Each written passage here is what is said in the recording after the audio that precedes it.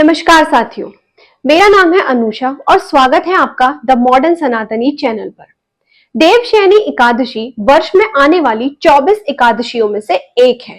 यह एकादशी आषाढ़ माह के शुक्ल पक्ष की एकादशी तिथि को मनाई जाती है। इस वीडियो में हम जानेंगे देवशयनी एकादशी व्रत कथा के बारे में।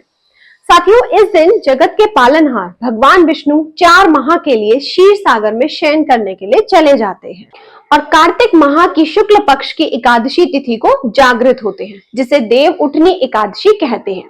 देवशयनी एकादशी से लेकर देव उठनी एकादशी तक कोई भी शुभ कार्य नहीं किया जाता है। तो चलिए जानते हैं पद्मा एकादशी या देवशयनी एकादशी की पौराणिक कथा। धर्मराज युधिष्ठिर ने कहा, हे केशव, आषाढ़ शुक्ल एकादशी का क्या नाम है? इस व्रत के करने की विधि क्या है और किस देवता का पूजन किया जाता है? श्री कृष्ण कहने लगे कि हे युधिष्ठिर, जिस कथा को ब्रह्मा जी ने नारद जी से कहा था वही मैं तुमसे कहता हूँ। एक समय नारद जी ने ब्रह्मा जी से यही प्रश्न किया था। तब ब्रह्मा जी ने उत्तर दिया कि हे नारद, तुमने कलयुगी जीवों के उद्धार के लिए बहुत ही उत्तम प्रश्न किया है, क्योंकि देवशयनी एकादशी का व्रत सब व्रतों में उत्तम है। इस व्रत से समस्त पाप नष्ट हो जाते हैं और जो मनुष्य इस व्रत को नहीं करते वे नरकगामी होते हैं। इस व्रत के करने से भगवान विष्णु प्रसन्न होते हैं। इस एकादशी का नाम पद्मा है। अब मैं तुमसे एक पौराणिक कथा कहता हूँ, तुम मन लगाकर सुनो। सूर्यवंश में मधांता नाम का एक चक्रवर्ती राजा हुआ, जो सत्यवादी और महान प्रतापी था। वह अपनी प्रजा का पुत्र की भांति पालन किया करता था।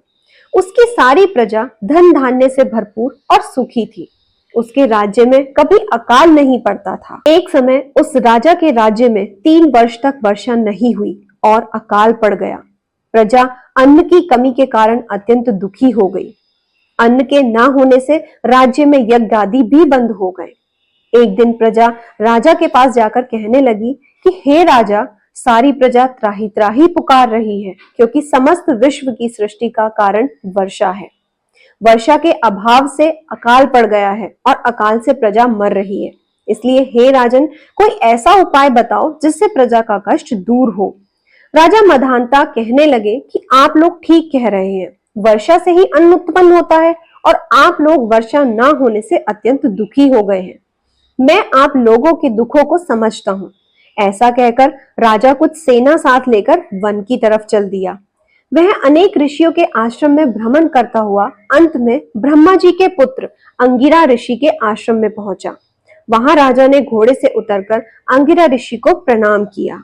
मुनि ने राजा को आशीर्वाद देकर कुशल क्षेम के पश्चात उनसे आश्रम में आने का कारण पूछा। राजा ने हाथ जोड़कर विनीत भाव से कहा कि हे भगवान, सब प्रकार से धर्म पालन करने पर भी मेरे राज्य में अकाल पड़ गया है। इससे प्रजा अत्यंत दुखी है। राजा के पापों के प्रभाव से ही प्रजा को कष्ट होता है, ऐसा शास्त्रों में कहा है। जब मैं धर्म अनुसार राज्य करता हूँ तो मेरे राज्य में अकाल कैसे पड़ गया, इसके कारण का पता मुझे अभी तक नहीं चल सका है। अब मैं आपके पास इसी संदेह को निवृत्त कराने के लिए आया हूँ। कृपा करके मेरे इस संदेह को दूर कीजिए, साथ ही प्रजा के कष्ट को दूर करने का कोई उपाय बताइए। इतनी बात सुनकर ऋषि कहने लगे कि हे राजन, यह सतयुग सब युगों में उत्तम है। इसमें धर्म के चारों चरण सम्मिलित हैं, अर्थात इस युग में धर्म की सबसे अधिक उन्नति है। लोग ब्रह्मा की उपासना करते हैं और केवल ब्राह्मणों को ही वेद पढ़ने का अधिकार है। ब्राह्मण ही तपस्या करने का अधिकार रख सकते हैं, परंतु आपके राज्य में एक शूद्र तपस्या कर रहा है। इसी दोष के कारण आपके राज्य में वर्षा नहीं हो रही है। इसलिए यदि आप प्रजा का भला चाहते हो तो उस शूद्र का वध कर दो। इस पर राजा कहने लगा कि महाराज, मैं उस निरपराध तपस्या करने वाले शूद्र को किस तरह मार सकता हूँ? आप इस दोष से छूटने का कोई दूसरा उपाय बताइए। तब ऋषि कहने लगे कि हे राजन, यदि तुम अन्य उपाय जानना चाहते हो तो सुनो। आषाढ़ मास के शुक्ल पक्ष की पद्मा नाम की एकादशी का विधि पूर्वक व्रत करो। व्रत के प्रभाव से तुम्हारे राज्य में वर्षा होगी और प्रजा सुख प्राप्त करेगी, क्योंकि इस एकादशी का व्रत सब सिद्धियों को देने वाला है और समस्त उपद्रवों को नाश करने वाला है। इस एकादशी का व्रत तुम प्रजा, सेवक तथा मंत्रियों सहित करो। मुनि के इस वचन को सुनकर राजा अपने नगर को वापस आए और उसने विधि पूर्वक पद्मा एकादशी का व्रत किया। उस व्रत के प्रभाव से वर्षा हुई और प्रजा को सुख पहुंचा। अतः इस मास की एकादशी का व्रत सब मनुष्यों को करना चाहिए। यह व्रत इस लोक में भोग और परलोक में मुक्ति को देने वाला है। इस कथा को पढ़ने और सुनने से मनुष्य के समस्त पाप नष्ट हो जाते हैं। साथियों, इसी तरह की धार्मिक जानकारियों के लिए और हमारे प्रयास को सफल बनाने के लिए इस चैनल को सब्सक्राइब जरूर कीजिएगा। आप सभी का धन्यवाद है और मिलते हैं हम अपनी अगली वीडियो में।